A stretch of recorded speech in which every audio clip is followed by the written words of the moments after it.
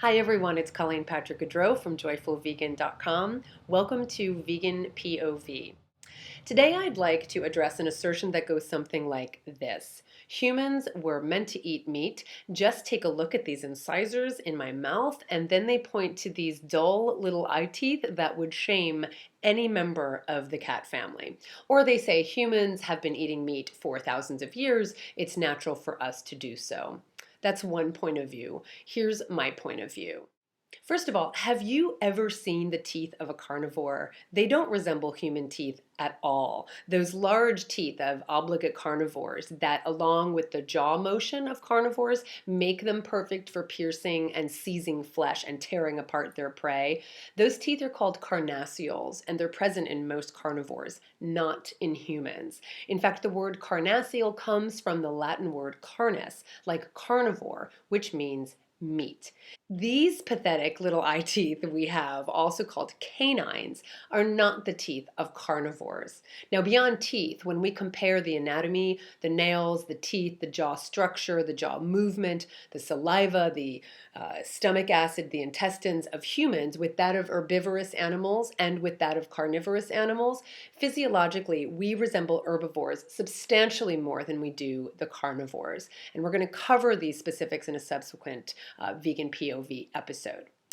Now, I'm not saying that humans are unable to or never have digested animal-based meat, although we're not doing a very good job. Lions are obligate carnivores. Lions don't get heart disease. Lions also don't have an ethical quandary eating animals. We do. But I am saying that it's a mistake to conclude that humans are supposed to eat meat simply because we have what we have named canine teeth, which are not the sharp teeth of carnivorous animals. And what's so weird about this argument from my point of view is that we do have flat molars, just like the plant-eating animals that enable us to grind fibrous plants. But ironically, we never point to our molars and say, hey, look at these, just like the herbivores of the world. Clearly, we're meant to eat only plants. Rather, we align ourselves with the carnivores of the world because we want to find a way to justify our behavior that we're not compelled to by nature, but really compelled to by our habits and our cultural conditioning. Now, as far as the assertion that we've been eating meat for thousands of years as an argument for eating meat today, frankly, in my opinion, what we did in the long ago past is irrelevant to what we do today. Just because we've done something in the past doesn't mean we have to keep doing it in the present. But more than that, it's worth saying that before the development of this agricultural society that we still live in today, with the development of which was only about 10,000 years ago, the earliest humans ate mostly plant foods and relied on them, not animals, for their sustenance and nutrition.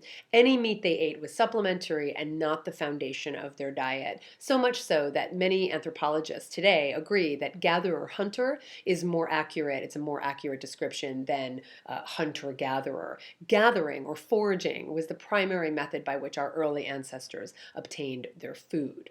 So whenever people point to our ancestors eating animals, they're neither accurately representing their diet, the diet of our ancestors, nor are they accurately representing the diet of modern humans. Because as I said, early humans ate very little meat, nothing close to the amount of meat people are eating today, nothing even close. So the argument is virtually irrelevant to how we live our lives today. The most important point I want to emphasize is that even though we're capable of doing something, it doesn't mean we should, right? Just because our bodies have the physical ability to process meat and other animal products, it doesn't mean it's the best choice. Like I said, we're not doing very well on this meat, dairy, and egg-centric diet. The Western countries whose diets are primarily animal-based have the highest rates of related diseases, the heart disease, the stroke, the cancer, kidney disease, etc., versus our non-Western counterparts. And these are diseases that are mostly preventable. If you take a look at cultures whose diets consist solely of, or primarily of plant foods, you'll see just the opposite. So though they're technically capable of it, our bodies are not doing very well dealing with the amount of animal products we're putting in them. We're killing the animals by the billions, and we're killing ourselves in the process. The other thing I want to say is just because we're capable of something, it doesn't mean we have a right to do it, especially when another individual suffers the consequences. We are capable of doing a lot of things, but as individuals and as a society, we keep ourselves in check because some things are inappropriate or unethical, right? I mean, we're all capable of killing someone else. We each have the ability, and sometimes we have the desire, but that doesn't mean we actually do it. Why? Because most of us agree that it's not our right to take the life of someone else, that someone's right to live takes precedence over our right for whatever, for revenge, pleasure, satisfaction. Just because we can doesn't mean we should. So even if I weren't able to illustrate that our physiology resembles herbivores substantially more than it resembles carnivores, and we will get to that, simply by virtue of the fact that we can survive and actually thrive on a plant-based diet and have no nutritional requirements for, we have no need to kill animals for our own survival, means that we need to take a hard look at our excuses for killing over 10 billion animals in this country every year.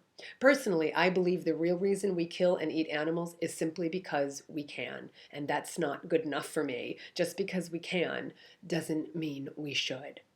Thank you for watching, everyone. If you like what you heard, please pass it on. Please give it a thumbs up and subscribe to this channel. And please support the production of these videos. And of course, you can check out other vegan POV episodes, and you can also learn lots more detailed information with my podcast, Food for Thought, and of course, at my website, joyfulvegan.com.